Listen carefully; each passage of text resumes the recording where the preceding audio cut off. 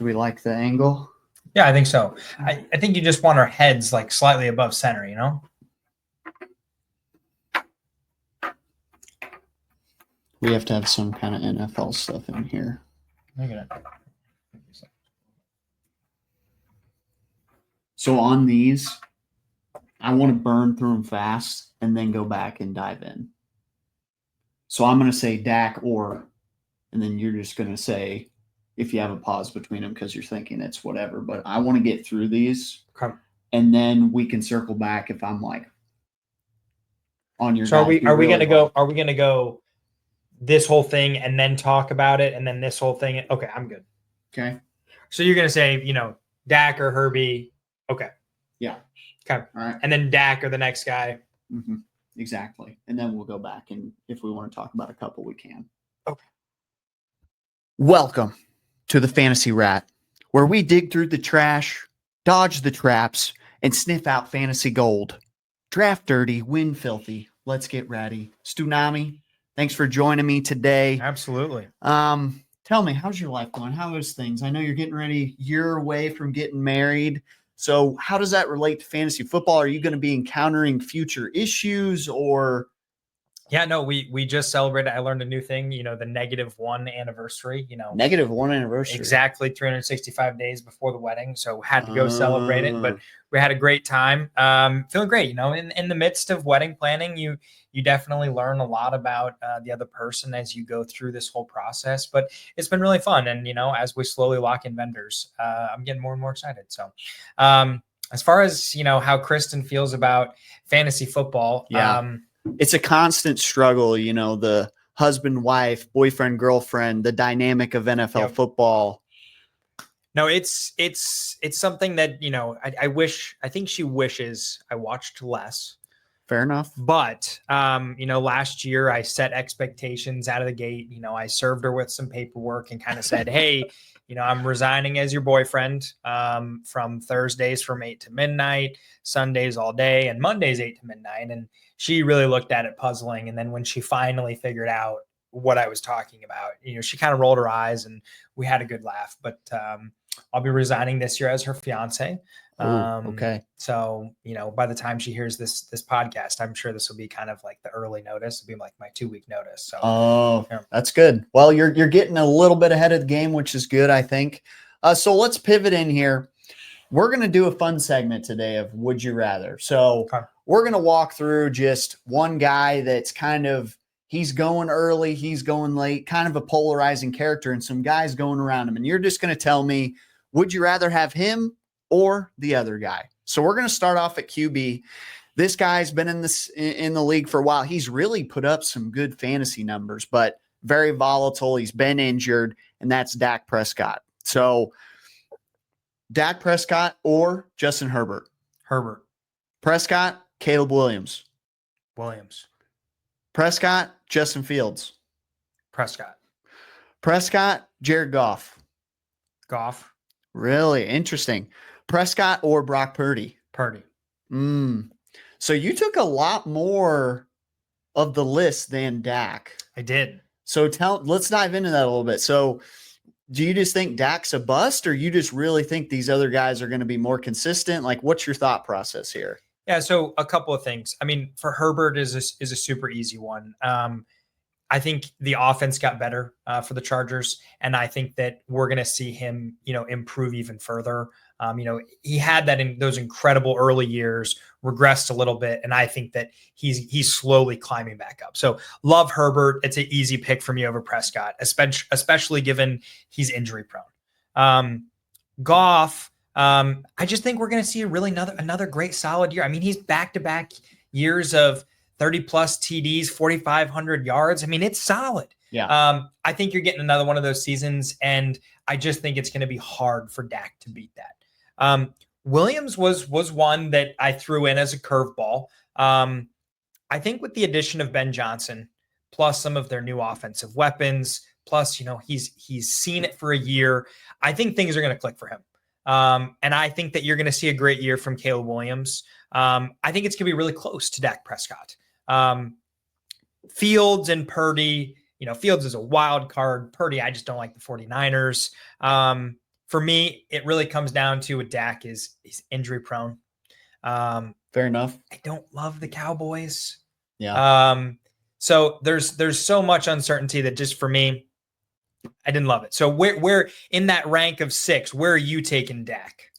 I'm very split. I'm taking him over Goff and Purdy. Really? Okay. Herbert, I love Herbert. I think it's kind of a personal bias. I think the addition of Trey Harris, McConkey going into year 2, the end of the season, Herbert was clicking in the pass game. My biggest concern is just that Harbaugh loves to run the ball. They drafted, it's true, the UNC running back, Amarian Hampton, and he is, they're going to feed the man. And if they have Najee too. Yeah, exactly. Yeah. That was, so you kind of got a 2-headed beast. Like I would take that 2-headed beast over last year's that they had, with Dobbins and what's his name? I don't even know if he's on a roster this year. I don't know either. But Najee's a good check down guy. Herbert is a safe pick. Yeah. No, Herbert's safe. Caleb Williams, I just think he has a lot of guys he can distribute the ball to. They spent time in the offseason actually trying to repair the O-line, even if they're not the best O-line. He was the most sacked quarterback last year. So they can just be a smidge better. I think that the sky's the limit there. So you definitely, I think you'll be missing out if you don't draft any stock in the Bears, because there's going to be something in that offense I think is going to work for fantasy football. Fields, there's always the rushing upside. Yep. And I do think that they've brought him in and said, hey, you're the starter. Last year, they were like, here, we're going to make you battle for it. And then we're going to go ahead and go with the veteran anyway. So you taking Fields over Prescott? I'm not. Okay. I just think that he's going to have boom weeks. Okay. If you need a streamer, I would be looking at Justin Fields as a great streamer this season. And then Goff, if they can run the ball, he has great games where he's putting up 20, 30. He even peaked. He had a couple weeks at over 40 points last year, but he also had some down weeks. If David Montgomery and Jahmyr Gibbs can get that run game going, they will lean on it. Yeah. It's just hard to tell without Ben Johnson there what's going to happen. So to recap, you're going Herbert and Williams, then Prescott, then everybody else. Yeah. And Purdy, he got the bag. One of my factors when I draft guys is, did you get paid? Purdy got paid. So I follow the money. I follow the money with guys season after season. They have the easiest schedule of the NFL. How'd that work out with you with Dan Jones?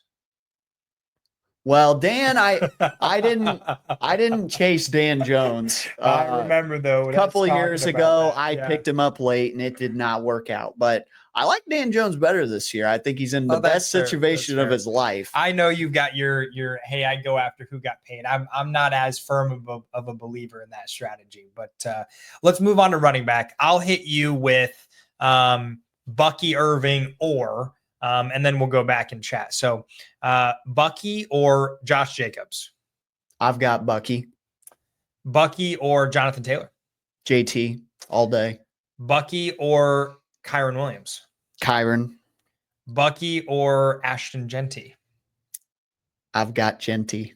Okay. And then Bucky or James Cook? I got Bucky. Okay. So I'm kind of split again. I've got Bucky over Josh Jacobs and James Cook, but the rest of the guys I like more. Jonathan Taylor, they're going to feed him. Mm-hmm. We know they're going to feed. They will freaking run that guy into the dirt. So just from a volume perspective, I think Jonathan Taylor has that fantasy value. Yeah. Kyron Williams, proven. He's a proven back. He's durable. He hasn't been injury prone. Sean McVay loves having his single back guy. He did it with Todd Gurley. He's doing it with Kyron Williams, and I will ride that every day of the week. Yep. Genty is kind of I'm a teeter-totter on it. I think it's more of a dart throw just because Genty's going in the first round, and it's tough. I hate drafting unknown. Yep. I said it in a couple other podcasts, but I just think that not knowing is scary to me. Mm-hmm. But once again, they drafted him early and they drafted him to be their starter. There's no doubt Genty's going to have the opportunity. And Bucky's on a team where they're going to distribute the ball. They got Ibuka. They got Mike Evans. They got Cade Otton. They have Rashad White. They have McMillan. I mean, Godwin's back. Like they're going. I just see this team this year with Tampa is going to distribute the ball. But if Bucky gets going, I just think that whole offense opens up. And why can't they be like a discount Bengals is kind of how I see it.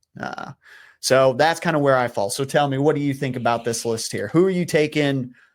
I agree on the JT taking JT over Bucky. Sure. And then this is where we started to differ. Okay. I'm kind of down on the Rams. Okay. Stafford's getting old. Yeah. You know, Kupp, who I think was a great locker room guy and a leader, gone. What do you mean Devontae Adams is there now? He's perfect, Phil. I really think I'm worried about the Rams. I think that there's more uncertainty in terms of age and how that team's going to perform. So I don't like, I think Kyram is really solid, but I'm just not sold. I am taking Josh Jacobs over Bucky, but when I kind of like the same argument though. I know. I just I think the Packers are going to have a better year than they did last year. So like when I'm looking at some of these guys, I'm thinking, wow, you know, I think there's going to be some rebound. So all of that to say, I put Bucky in that place and I'm looking at his stats and I'm kind of scratching my head like, man, is he going to be better than I think he's going to be? I think he's going too early. I don't disagree, but he does have the upside. I think Rashad White is fading. I am a big believer in the Tampa offense.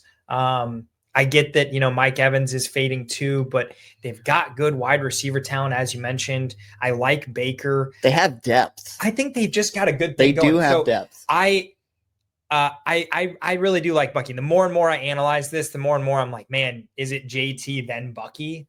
I'm not quite there, but I am slowly moving that direction as I talk more and more about it. So, yeah, for the other guys like James Cook, Ashton Genty, you know, just too much uncertainty. I'm not going over Bucky. Yep, I'm with you. All right, we're gonna pivot into some wide receivers now. So, hot topic guy, DJ Moore. All right, DJ Moore or Marvin Harrison Jr. I am going Harrison. DJ Moore, T. Higgins. DJ Moore. DJ Moore, Mike Evans. Moore. DJ Moore, Cortland Sutton. Sutton. DJ Moore, Terry McLaurin. McLaurin. Okay, so you're pretty split. I am pretty split. DJ Moore, another guy kind of like Bucky, where the more and more I look at the stats, the more and more I'm like, shit, am I ranking him a little low? On this list, who do you think had the most receptions last year? I think it's between DJ Moore and Mike Evans. It was DJ Moore. Do you know how many more receptions he had? No. Tell me. 10 plus. Okay, so 15 more? Mm-hmm.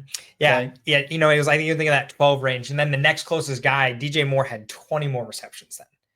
And so it's just like, I was kind of scratching my head like, man, like, yeah, actually, you know, if you're in a PPR league, that's solid. I mean, yeah, his touchdown output was a little bit lower, but I had him originally ranked, and I was gonna take Higgins over him, but then I'm looking at this and I'm like, wait a minute, I'm hot on Caleb Williams. I think Bears stock for the first time in a long time is good. Well, for Bears stock. Okay, sure. It's been some dark years. Oh man, painful fan base. I remember how hot all the Bears fans were last year about Caleb Williams, and it didn't turn out to be what they expected. So we'll see how optimistic they are this year. But again, DJ Moore, I get that they've got weapons. For me, Marvin and Cortland Sutton, I think you're going to see much better years than you did last year, and their stat lines were comparable to DJ Moore. So I think that they're going to improve more. Mike Evans and T. Higgins, specifically Mike Evans, I just think he's trending down. He barely got to 1,000 yards. So yeah, where are you taking some of these guys? So I'm in 100% agreement on Marvin Harrison Jr., Cortland Sutton. I'm taking them over DJ Moore. There's definitely way more of an argument with the other three guys. Terry McLaurin, the TD ceiling was through the roof last year. Yeah, 13. I just don't think he going to do that again. That's just a personal belief. I absolutely hate when guys are in this season or they're in the, we're leading up to the season right now. He doesn't have a contract. He's not at training camp. I just hate that slow start to the season. We've seen it over and over and over, year after year, these guys. So the first few weeks don't win your league, but guess what? You don't want to be behind the stick because you took McLaurin so early and then you're in a 0-3 hole. So I take DJ Moore over him. Okay. I totally agree. I think Caleb Williams is going to his passing yards are going to be way better this year. He might be the first quarterback to hit 4,000 yards for the Bears. I'm for it. Yep. Now, your stat about the receptions, I didn't look into. I like that stat. I think he can match that or maybe do a little better. I think he could too. Mike Evans missed 6 weeks last year with the hamstring, but Godwin broke his freaking leg after the first, 6 weeks. So there's always this, there's just, how do you judge the volatility? I just don't think you can to an extent, which is why I'm out on T. Higgins. Dude's going in the second, early third round. He's a wide receiver 2 for his team. He's never finished at where he's going. Yeah. So, and I'll dive into that later in another segment, but I will not take T. Higgins over DJ Moore. The best year for T. Higgins was the year nobody knew who he was, and you picked him up off waivers. Exactly. The value. Ever since then, there's just not been any